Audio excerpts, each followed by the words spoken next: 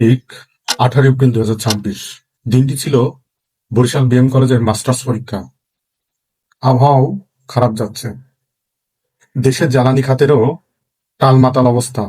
পরীক্ষার দিন সকাল থেকেই সূর্যের দেখা পাওয়া যায়নি, চারিদিকে ঘোর অন্ধকার, যেন রাত নেমে আসবে।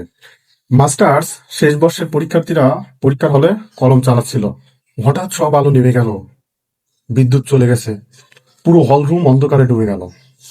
কিছুক্ষণের জন্য সবার মনে ভয় আর হতাশা দানা বাঁধলেও সেই ভয় আর হতাশা বেশিক্ষণ স্থায়ী হলো না। কারণ মাস্টার্স পরীক্ষার্থী বলে কথা, তাদের প্ল্যানটাও মাস্টার্স ক্লাসের হবে। তারা দেশের জ্বালানি খাতের অবস্থা এবং আবহাওয়া পরিস্থিতি দেখে পূর্ব থেকেই পরিকল্পনা নিয়েছিল।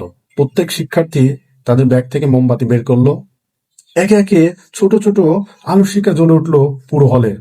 ওই টিমটিমি মোমবাতির আলোতে তারা আবার লিখতে শুরু করলো। তাদের এই অদম্য ইচ্ছাশক্তি এবং ভবিষ্যৎ দূরদর্শিতা দেখে হল পরিদর্শকও অবাক হয়ে গেলেন।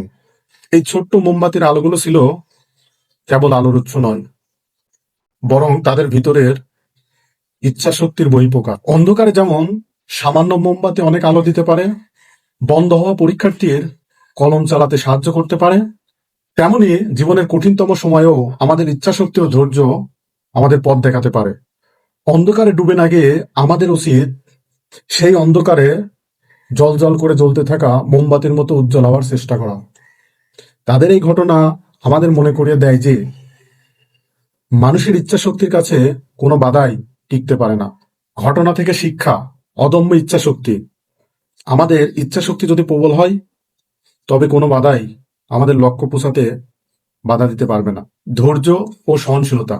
কঠিন সময়ে ধৈর্য ধরা এবং পরিকল্পনা করে সহনশীলতা প্রদর্শন করা অত্যন্ত সমস্যা সমাধানের মনোভাব। সমস্যার দিকে না তাকিয়ে সমাধানের দিকে মনোযোগ দিলে আমরা অনেক সহজেই বাধা অতিক্রম করতে পারবো।